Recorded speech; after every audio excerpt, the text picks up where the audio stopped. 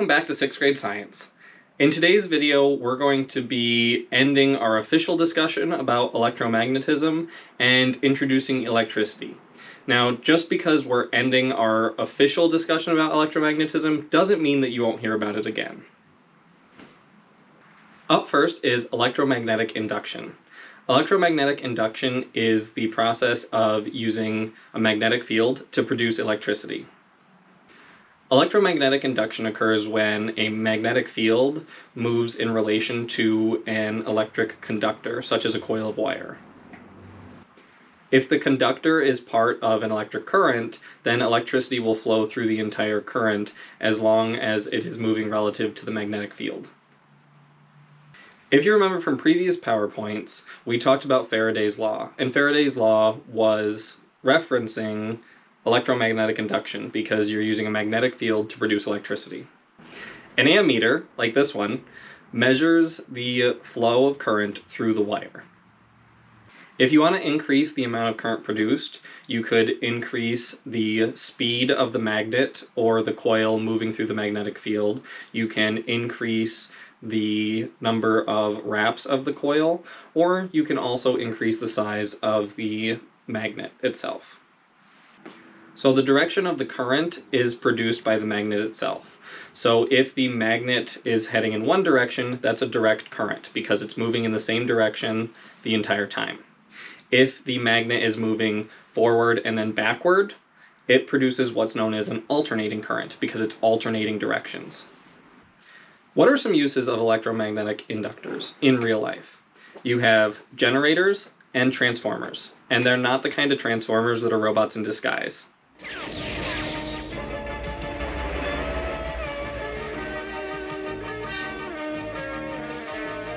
Transformers, more than meets the eye.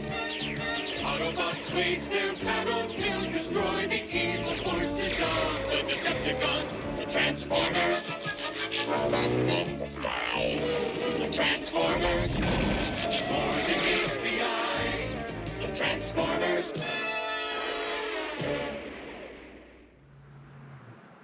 Generators use kinetic energy to convert to electricity.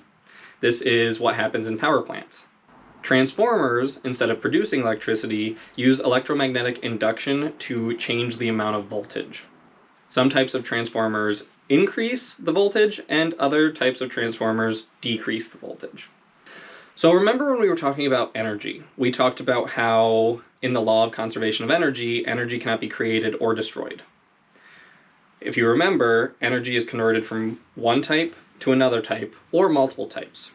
How an electric generator works is some type of energy is applied to rotate a shaft, and on this shaft is electrical coils and a magnet, and the coils and the magnet move relative to each other, creating an electromagnet.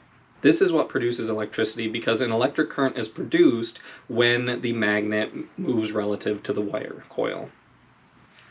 Electric generators can be set up for direct current, which remember is moving in one direction constantly, or they can be set up for alternating currents, which is moving in one direction and then reversing and moving in the opposite direction.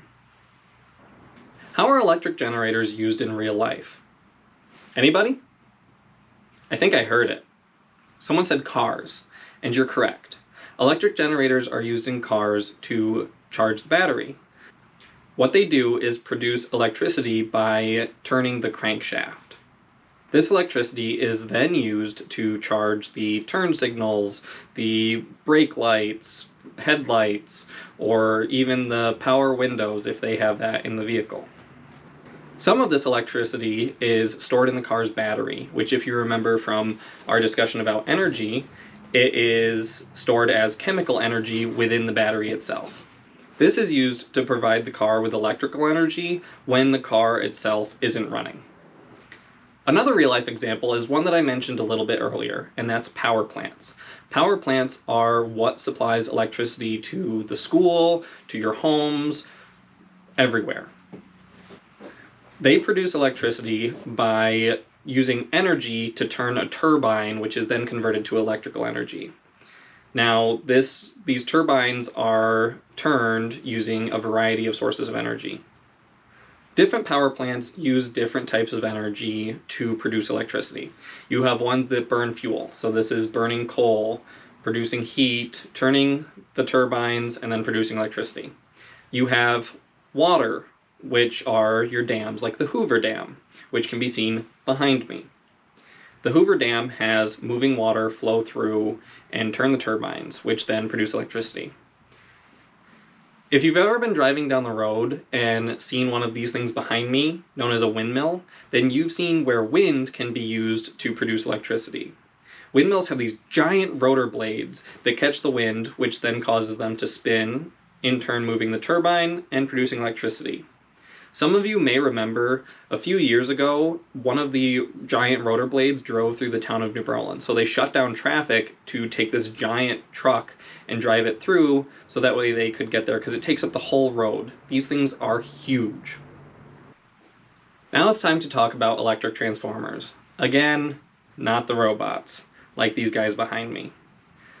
But electric transformers are pretty commonplace, and you've likely seen them out and about without even realizing what it is.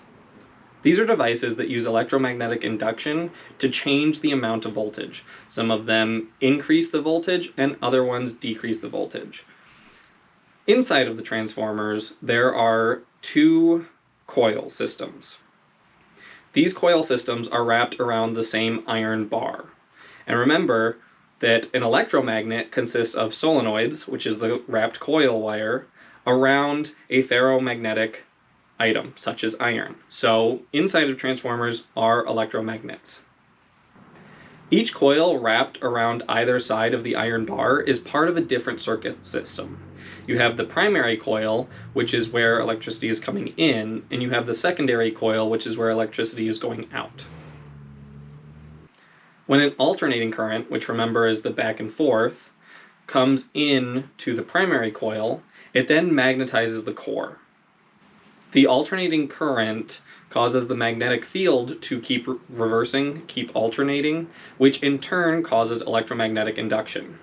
The changing of the magnetic field then creates an alternating current in the secondary coil. Now these primary coils and secondary coils differ in the amount of turns each side has. Remember, the more turns you have in the coil, the higher the magnetic field that's produced, therefore the more electricity that's produced.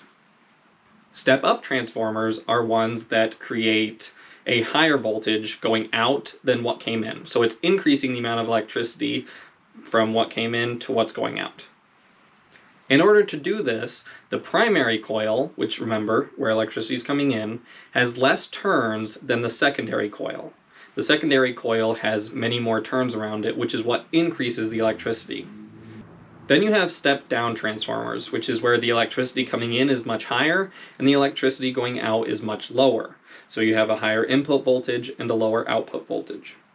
This is opposite to the step-up transformer.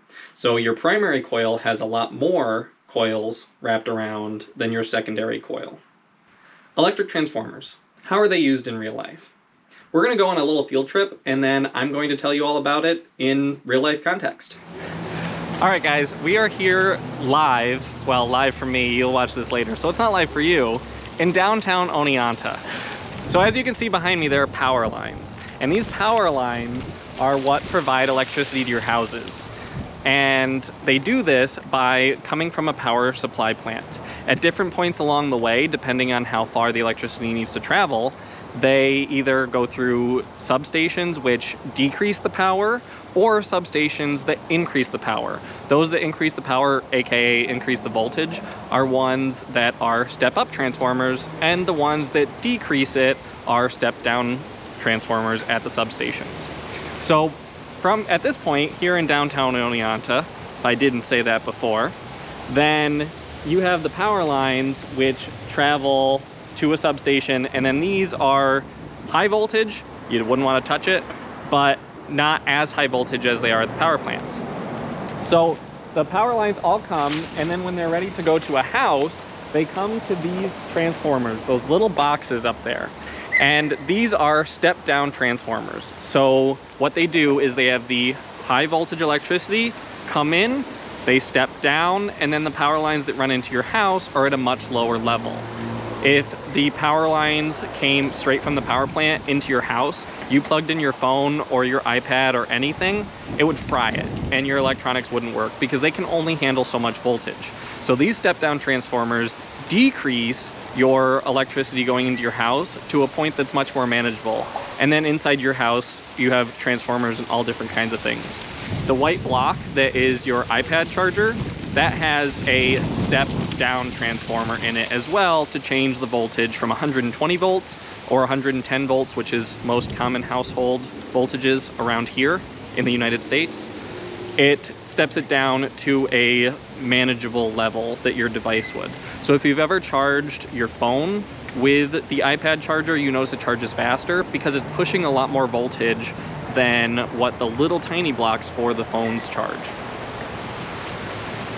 That's all I've got for today. So as always, remember, if you have any questions, please reach out to your teacher, whether that's Miss Cameron or myself. Bye.